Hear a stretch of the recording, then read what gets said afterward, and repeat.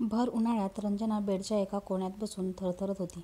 भयान सुतकी वातावरण आणि बरीच कुजबूज कानावर येत असताना एका वाक्याने ती अवाक झाली. अगं, खरं तर हिचंच त्या मुलासोबत लफडं असावं, नाहीतर उगाच का एवढी सजून सवरून कॉलेजला जायची.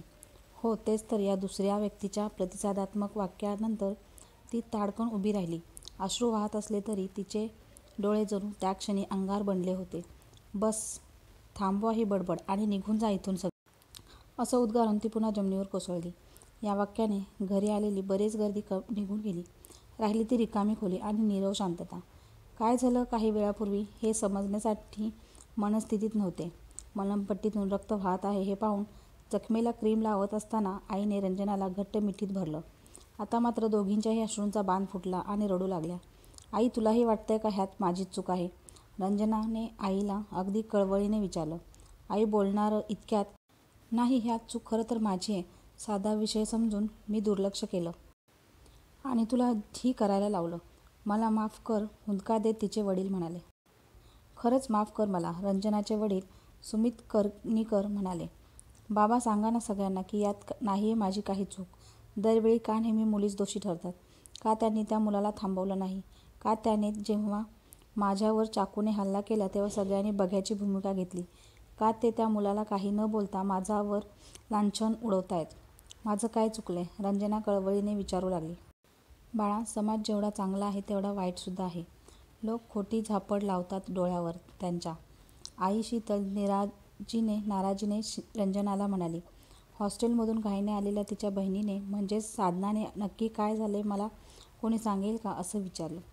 थोडं सावरल्यावर नंतर रंजना म्हणाली, ताई, मी घराबाहेर क्लाससाठी जात होते आणि पुन्हा ती रडू लागली. मी सांगतो, रंजनाचे वडील म्हणाले. घडलेला प्रकार ऐकताच साधना रंजनाला घट्ट मिठी मारते. तो मुलगा एवढा विचित्र आणि भयानक वागला कसं काय? साधना अगदी रागात म्हणाली. काही वेळाने असलेली शांतता भेदत रंजना बोलली. त्याने माझ्याशी नेहमीच बोलण्याचा प्रयत्न केला. या न त्या कारणावरून तो सतत संपर्क करायचा प्रयत्न करत होता, पण कधीच मी बोलले नाही त्याच्याशी. एकदा मला मध्येच अडवून त्याने त्याचं माझ्यावर प्रेम आहे असं सरळ सरळ सांगितलं. त्यावर मी त्याला नाही असं उत्तर देताच त्याचे सगळे मित्र त्याच्यावर हसू लागले. त्याला खूप राग आला हे त्याच्या डोळ्यात दिसत होतं. तो रागाने लालबुंद झाला होता, पण तो काहीही नाही म्हणाला त्यावेळेस.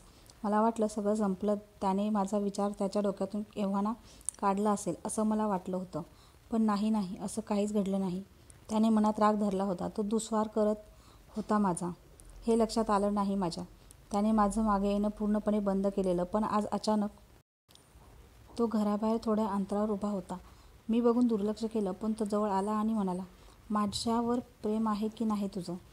मी अचानक तो समोर आल्याने भांबावून गेले आणि नाही एवढंच काय ते बोलले.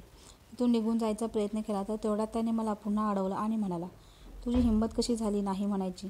तुझी लायकी तरी आहे का माझ्यासमोर उभं राहायची? तुझ्यासारख्या मुली माहिती आहेत ना मला कशा असतात ते.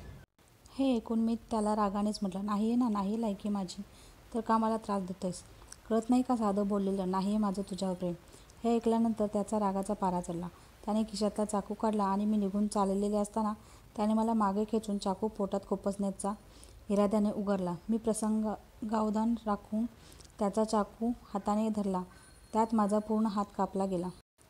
ताई, मी थकलीये गं, नको वाटतंय हे सगळं. तू खंबीर राहा. आपण पोलीस कंप्लेंट केली आहे ना आता? पुस बघू डोळे आणि आता रडू नकोस, ताई धीर देत म्हणाली. काही दिवसानंतर इकडे रंजनाचा जीव घेण्याचा प्रयत्न करणाऱ्या धीरजला वडिलांनी बेलवर सोडवून आणलं होतं. संमिश्र अशा प्रतिक्रिया येत होत्या. काहींनी त्याला जाऊ दे, एवढं काही झालं नाही, सोडून दे असं म्हटलं आणि काहींनी बोलणं टाकलं. त्यात त्याची आईसुद्धा होती. धीरजच्या वडिलांनी रंजनाच्या घरी जाऊन पोलीस कंप्लेंट मागे घेण्यासाठी विनंती केली आणि माफीही मागितली. विषय वाढवायचा कशाला म्हणून त्यांनीही कंप्लेंट मागे घेतली.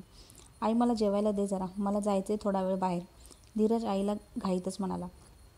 बराच वेळ आई काही बोललीच नाही. पुन्हा तो आईला म्हणाला, आई काय झालंय तुला, बोलत का नाहीयेस? दे ना जेवायला. धीरजने आईच्या हिरमुसलेल्या चेहऱ्याकडे बघत गालावर आपुलकीने हात फिरवत म्हणाला, धीरज, तुला आठवतंय तू लहानपणी माझ्याजवळ बसून आई मला पण भात बनवायचा, मला हो भाजी निवडायची आहे, मला ही भाजी चिरायची आहे असा हट्ट धरायचास. मग मी खोटं चाकू म्हणून चमचा द्यायचे भाजी चिरायला. हो आई, पण त्याचं काय आता? धीरज आईला प्रश्नार्थक नजरेनं बघू लागला. मग मग तुला काही नाही का वाटलं त्या मुलीवर चाकू उगारताना? आई मी निघतो, धीरज आईला रागात म्हणाला. एक विचारू धीरज? काय आई? मी तुला कोणत्या गोष्टीसाठी नाही म्हणाले तर तू माझा ही जीव घ्यायचा प्रयत्न करशील का? आईने काकुळतीने येऊन विचारले. आई तू उगाच काहीही प्रश्न विचारू नकोस. आणि तसंही माझं यात काही चुकलं नाहीये. ती मुलगी फालतूच होती, तुला काय माहिती? धीरज उद्धटपणेच म्हणाला. बरं ठीक आहे, थांब मी जेवायला आणते, असं म्हणून त्याची आई जेवण आणते. जेवण संपत असताना धीरजची आई त्याला म्हणते, मला फक्त मी चुकलो आई एवढंच तुझ्याकडून ऐकायचं होतं, पण नाही, तू तसं म्हणाला नाहीस. शेवटचं पोटभर जेवून घे. एवढं म्हणता म्हणताच धीरजच्या तोंडातून फेस येऊ लागला. तो तिथेच खाली पडला, अगदी निपचित.